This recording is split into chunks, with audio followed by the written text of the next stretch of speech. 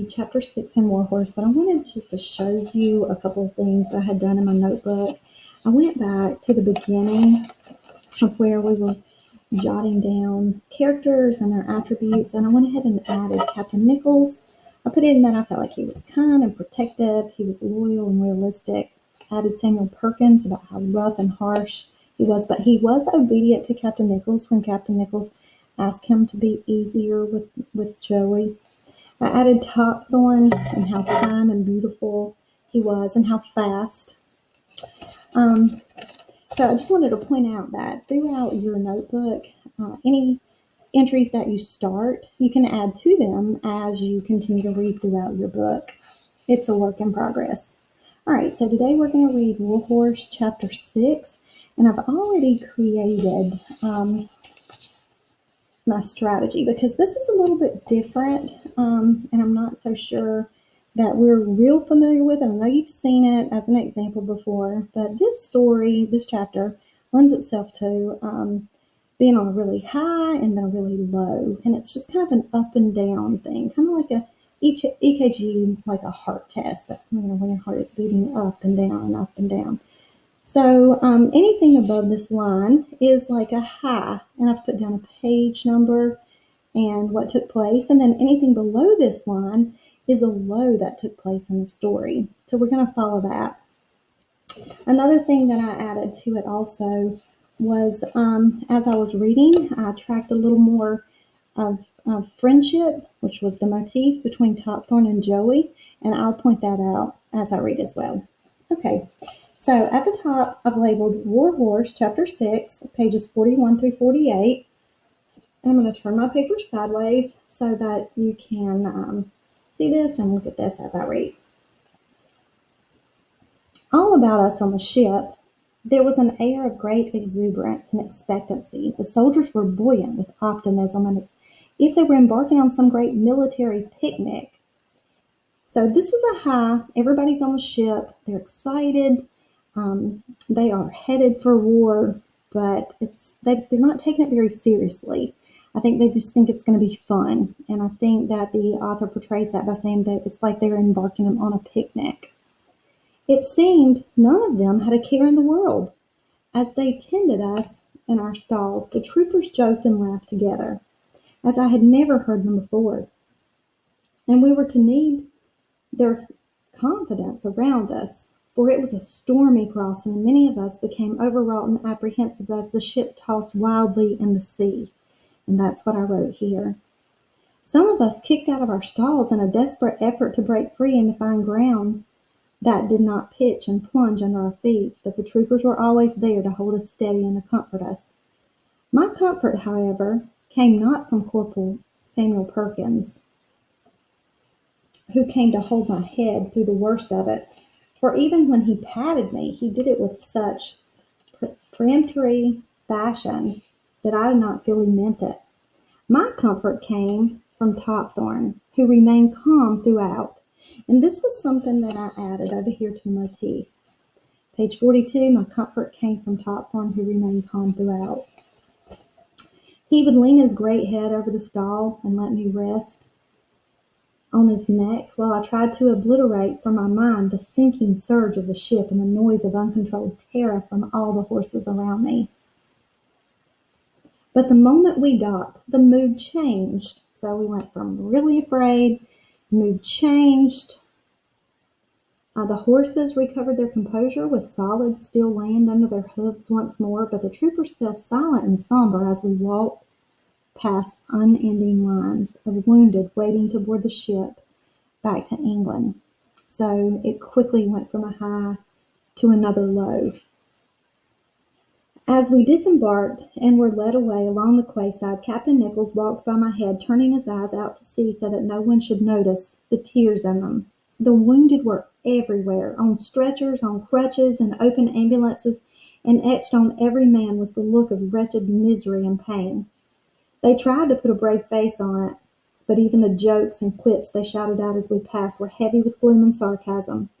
No sergeant major, no enemy barrage could have silenced a body of soldiers as effectively as that terrible sight, for here for the first time the men saw for themselves the kind of war they were going into. and there was not a single man in the squadron who seemed to be prepared for it. Once out onto the flat, open country, you can feel that transition. Once out into the flat, open country, so we're transitioning back to a high. The squadron threw off its unfamiliar shroud of despondency and regained its jocular spirits. That means they started joking again. The men sang again in their saddles and laughed among themselves. It was to be a long, long march through the dust all that day and the next. We would stop once every hour for a few minutes and would ride on until dusk before making camp near a village, always by a stream or a river. They cared for us as well on that march, often dismounting and walking beside us to give us the rest we needed. But sweetest of all were the full buckets of cooling, quenching water they would bring us whenever we stopped beside a stream. Topthorn I noticed always shook his head in the water before he started to drink, so that alongside him I was showered all over my face and neck with cooling water.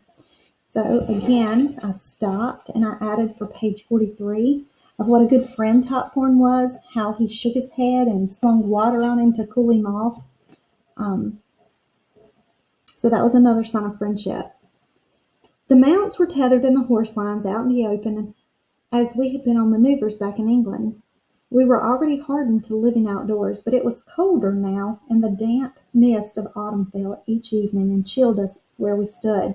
We had plenty of fodder morning and evening, a generous ration of corn from our nose bags, and we grazed whenever we could. Like the men, we had to learn to live off the land as much as possible.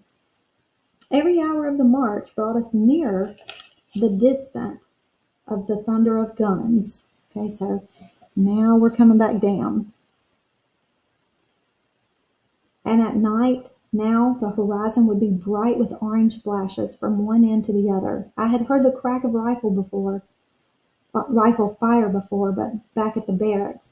And this had not upset me one bit, but the growling crescendo of these big guns sent tremors of fear along my back and broke my sleep into a succession of jagged nightmares.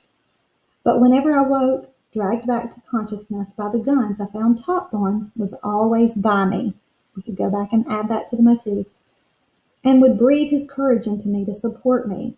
It was a slow baptism of fire for me, but without Topthorn, I think I should have never become accustomed to the guns, but for the fury and the violence of the thunder as we came ever nearer to the front line seemed to zap my strength as well as my spirits. On the march, Topthorn and I walked always together, side by side. There's something else we could put by the motif. For Captain Nichols and Captain Stewart were rarely apart. They seemed, somehow, separate in spirit from their heartier fellow officers. The more I got to know Captain Nichols, the more I liked him. He rode me as Albert had, with a gentle hand and a firm grip of the knees, so that despite his size, and he was a big man, he was always light on me, and there was always some warm word of encouragement or gratitude after a long ride. This was a welcome contrast to Corporal Samuel Perkins, who had ridden me so hard while in training. I caught sight of him from time to time and pitied the horse he rode. Captain Nichols didn't sing or whistle as Albert had, but he talked to me from time to time when we were alone together. It appeared no one really knew where the enemy was, so now we're back up to like a light moment. Nobody knows where the enemy was. The Captain Nichols, he's talking to him. He's riding him with a gentle hand, so things are okay right now. It appeared no one really knew where the enemy was. That he was advancing and that we were retreating was not in doubt. We were supposed to try to ensure that the enemy did not outflank us. We didn't want the enemy to get between us and the sea and turn the flank of the whole British expeditionary force. But the squadron first had to find the enemy, and they were never anywhere to be seen. We scoured the countryside for days before finally blundering into them. And that was a day I shall never forget, the day of our first battle. So here's some foreshadowing. I feel like we're going down again. Rumor rippled back along the column that the enemy had been sighted, a battalion of infantry on the march. They were out in the open a mile or so away, hidden from us by a long, thick grove of oaks that ran alongside the road. The orders rang out, "Forward! Form squadron column. Draw swords. As one, the men reached down and grasped their swords from their sheaths, and the air flickered with bright steel before the blades settled on the troopers' shoulders. "Squadron, right shoulder," came the command, and we walked in line abreast into the woods. I felt Captain Nichols' knees close tight around me, and he loosened the reins. His body was taut, and for the first time he felt heavy on my back. "Easy, Joey," he said softly. "Easy now. Don't get excited. We'll come out of this all right, don't you worry." I turned to look at Topthorne, who was already up on his toes, ready for the trot that he knew was to come. I moved instinctively closer to him, and then, as the bugle sounded, we charged out of the shade of the woods and into the sunlight of battle. The gentle squeak of leather, the jingling harness, and the noise of hastily barked orders were drowned now by the pounding of hoofs and the shout of the troopers as we galloped down on the enemy in the valley below us. Out of the corner of my eye, I was aware of the glint of Captain McNichol's heavy sword. I felt his spurs in my side, and I heard his battle cry. I saw the gray soldiers ahead of us raise their rifles, and I heard the death rattle of a machine gun. So this is what I wrote here. I wrote that on page 46, that I saw this gray soldiers raise their rifles, and I heard the death rattle of a machine gun. And then quite suddenly I found that I had no rider, that I had no weight on my back anymore, and that I was alone out in front of the squadron. So Captain Nichols had been shot. Topthorne was no longer beside me, but with horses behind me I knew there was only one way to gallop, and that was forward. Blind terror drove me with my flying stirrups, whipping me into a frenzy. With no rider to carry, I reached the kneeling riflemen first, and they scattered as I came upon them. I ran on until I found myself alone and away from the noise of the battle, and I would have never stopped at all had I not found Topthorne once more beside me, with Captain Stewart leaning over to gather up my reins before leading me back to the battlefield. We had won, I heard it said, but horses lay dead and dying everywhere. More than a quarter of the squadron had been lost in that one action. It had all been so quick and so deadly. A cluster of gray uniformed prisoners had been taken, and they huddled together now under the trees while the squadron regrouped and exchanged extravagant reminiscences of a victory that had happened almost by accident rather than by design. I never saw Captain Nichols again, and that was a great and terrible sadness for me, for he had been a kind and gentle man, and he had cared for me well, as he had promised. As I was to learn, there were few enough such good men in the world. He would have been proud of you, Joey, said Captain Stewart, as he led me back to the horse lines with Topthorne.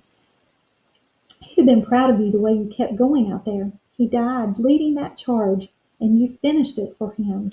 He would have been proud of you. Topthorne stood over me that night as we camped on the edge of the woods. We looked out together over the moonlit valley, and I longed for home. Only the occasional coughing and stamping of the sentries broke the still of the night. The guns were silent at last, and Topthorne sank down beside me, and we slept. So this ends on a really sad note, so I left this line below. So today I'm going to have you do a strategy. You can do one similar to what you see here based on what we just read, or you can do one of your own. You can be creative. You can add to the motif. You can add to your character attributes, whatever it is that you want to do. Have fun. I can't wait to see what you decide to write.